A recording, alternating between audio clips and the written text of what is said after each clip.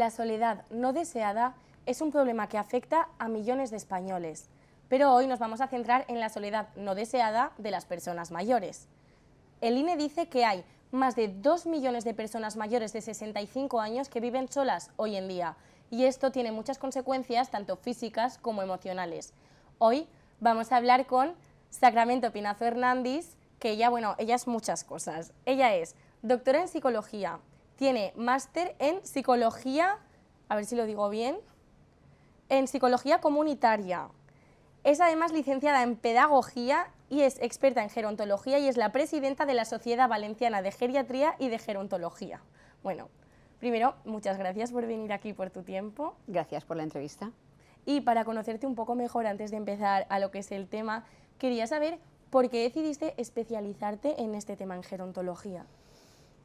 Bueno, mi formación es de psicología social, en ámbitos sociales, y esa formación extra que tuve del máster en psicología comunitaria me hizo ver pues, muchas situaciones de vulnerabilidad que hay en este mundo que habitamos, y unas afectan a las personas mayores, otras a las personas con discapacidad.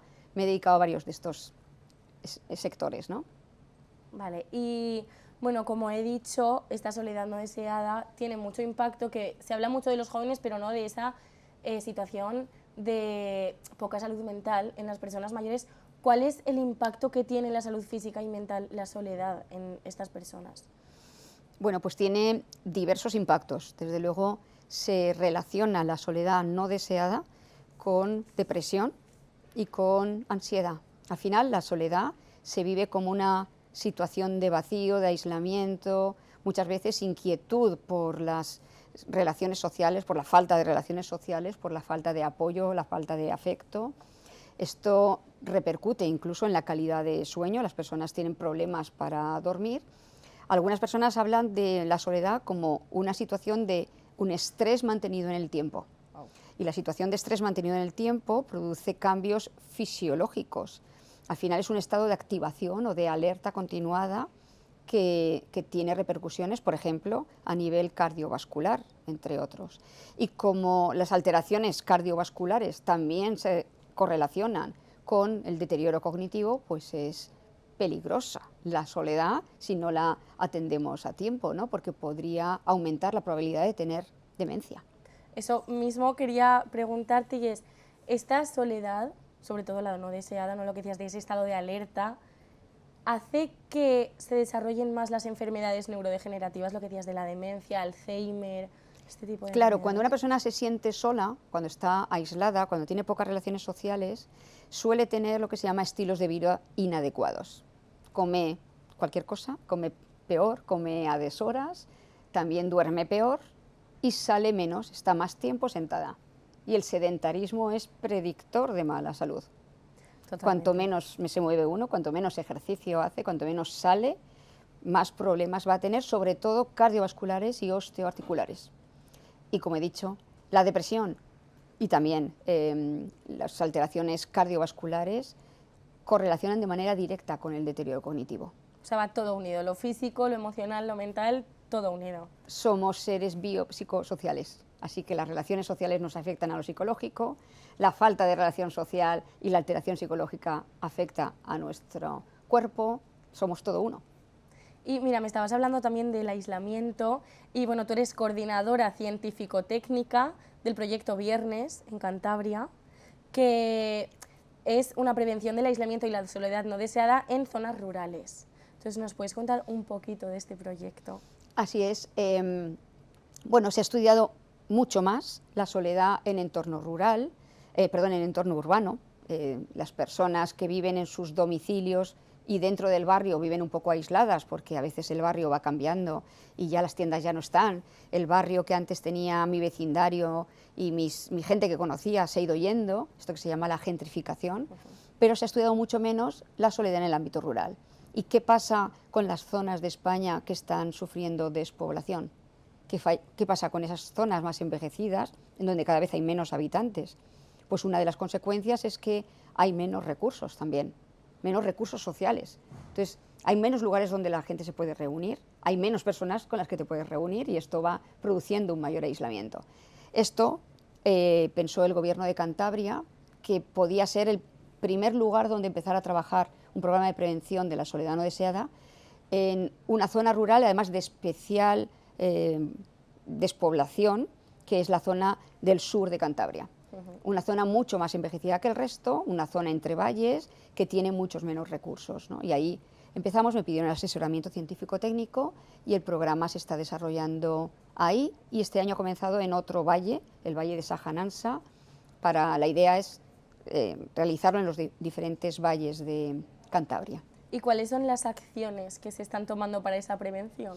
Bueno, pues primero hicimos una fase de diagnóstico, entrevistando a personas para ver el grado de sentimiento de soledad no deseada o el grado de aislamiento, personas de todas las edades, en concreto personas mayores también, y en concreto personas mayores que vivían en residencias.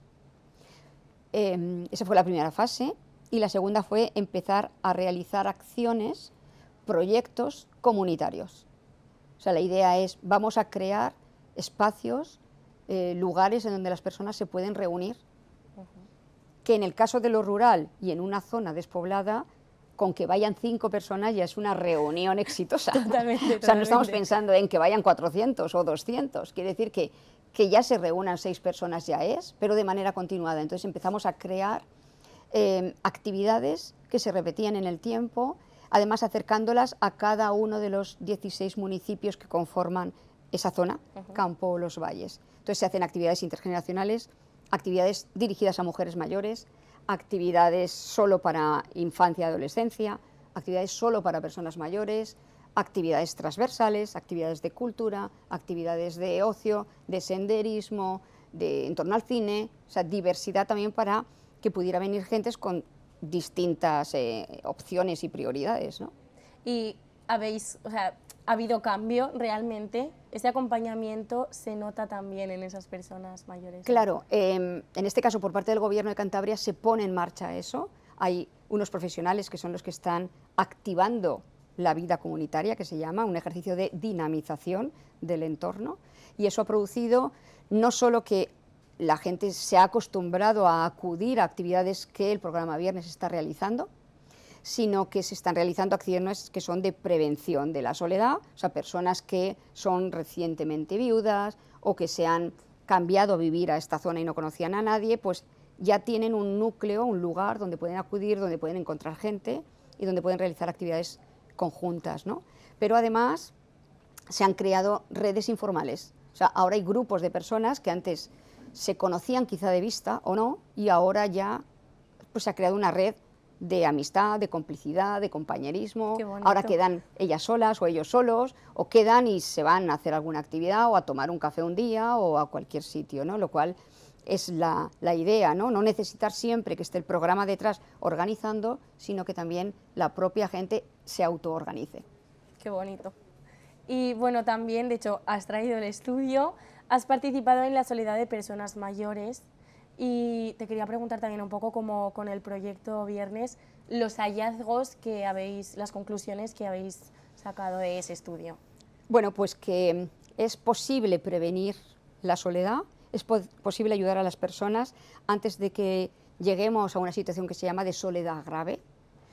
Esa es la primera, la prevención es posible. Segunda, que podemos hacer acciones de intervención. Y la tercera, que las acciones de intervención deben ser intergeneracionales y deben estar en el entorno en donde las personas viven. Además de este estudio, el programa Viernes en Cantabria, habíamos realizado previamente otro estudio aquí en la ciudad de Valencia, solo con mujeres mayores que viven solas, para conocer un poco cómo es la realidad, ¿no? Porque algo que también hemos aprendido con estos estudios es que hay que hacer estudios de soledad, pero hay que ver que la soledad puede afectar de diferentes maneras a los hombres y a las mujeres, a los más mayores de los menos, y que incluso hemos encontrado que hay personas que están encantadas de vivir solas y de estar a solas. O sea que a veces también hay una soledad elegida que hay que dejar que las personas la disfruten, ¿no? ¿Y hay gran diferencia entre hombres y mujeres? ¿Cómo se vive esa soledad? Bueno, pues algunos estudios dicen que las hay, porque las mujeres socializamos más fácilmente, somos más extrovertidas, es más fácil que hablemos de nuestras emociones, es más fácil tener lo que se llama la sororidad, o sea, el acompañamiento entre mujeres, nos entendemos más en lo emocional, y que los hombres hablan menos de su interior, comparten menos sus sentimientos y hablan más de otras cosas, el fútbol, la política o lo mal que está el mundo, ¿no?